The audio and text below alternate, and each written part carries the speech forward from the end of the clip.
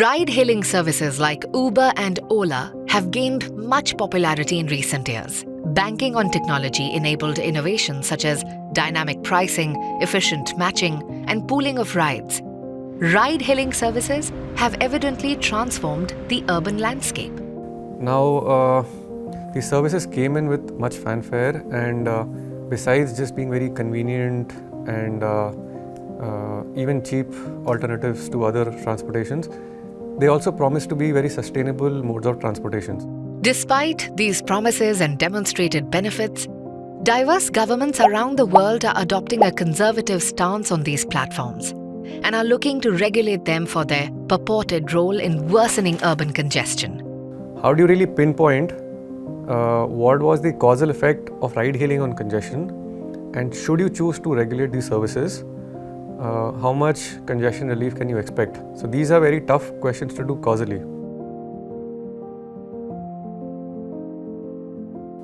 So think about it. If you want to causally identify the effect of ride-hailing on congestion, then there are two challenges that you need to overcome. One is you need good traffic data in order to measure changes in traffic. And the second was you need to be able to sort of causally identify and isolate the effect of ride-hailing in a very complicated transportation network. And so to circumvent this, we had to basically create our own data set.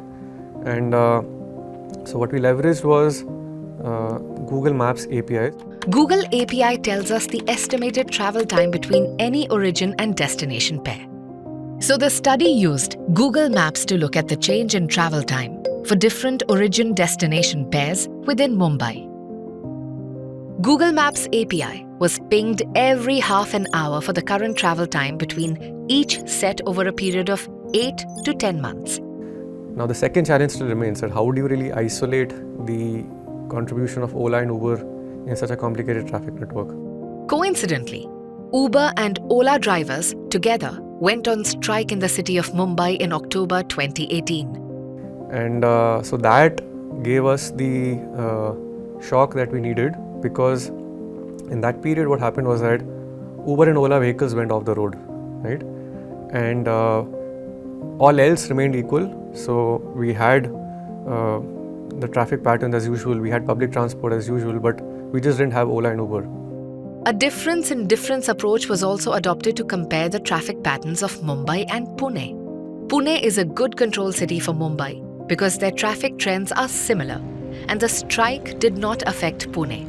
And it was observed that during the strike, there was a drop in Mumbai's traffic congestion, and Pune didn't see a drop in traffic.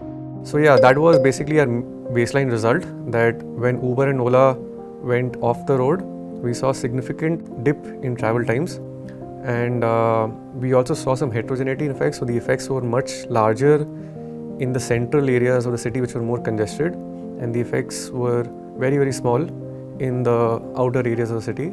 And that was explained by the fact that Uber and Ola, they tend to crowd in the more crowded areas of the city because that's where they have higher chances of finding a ride.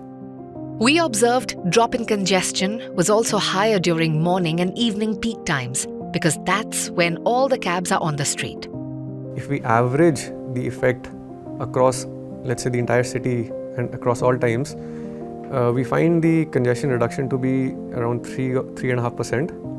But if we narrow down on the most congested parts of the city and during peak hours, the effects that we find are way higher, like between 10 to 14%. The analysis was replicated for other cities like Delhi and Bangalore, which also saw strikes in different times over the period of the study. Similar effects on congestion were observed in these cities, lending generalizability to the results across the Indian context. But the question that still remains is, what explains these changes that we observe? When ride-hailing was off the road, one reason why we saw a drop in congestion is because there are these empty vehicles just looking around for passengers and maybe just parking idly, and they are off the roads, right? And that is something which is very India specific. And deadheading is a very classic term in transportation where you have cars sort of driving around empty. And this is the most wasteful form of congestion because there's no one benefiting from this. Another mechanism that could have led to the reduced congestion during the strike days was opening of shorter routes in the absence of ride-hailing services. So let's say I need to go from point A to point B, and if it's going through a congested center of the city, then I would rather take a longer route to go from A to B. So that was increasing my travel time as well as distance. But when Uber and Ola were off the streets, then the shorter routes opened up, right? One of the noteworthy observations of the study was that a significant number of people using ride-hailing services would otherwise have resorted to using public transportation. So we see that when Uber and Ola went off the roads, the ridership for metro services increased. And so we got data from the Delhi Metro, and this provides some evidence that although Uber and Ola claimed and promised that we would put more people in fewer rides, but in fact they may have been attracting people who would have otherwise used public transport, and in that sense it was leading to an increase in vehicle miles, right? To quantify the value of travel time reduction, we use public surveys to get a sense of how many trips people make in a given day. And that is the average distance traveled. We average the public measures of the value of time and calculate the monetary equivalent of time saved. We found that the congestion relief benefit due to absence of ride-hailing services translated to around $1.5 to $2 million per day. We also do some benchmarking to understand how large was the congestion relief benefit. Like, we benchmark this to, let's say, other congestion relief exercises that have happened in the past. So one prominent one that comes to mind is the odd even that happened in Delhi. And we saw that during the absence of ride-hailing, the reduction in congestion was actually close to like 60 to 80% of the reduction that was actually seen in odd even, so which is substantial. These findings have significant implications for policymakers to weigh the cost that the study is highlighting against the benefits of ride-hailing.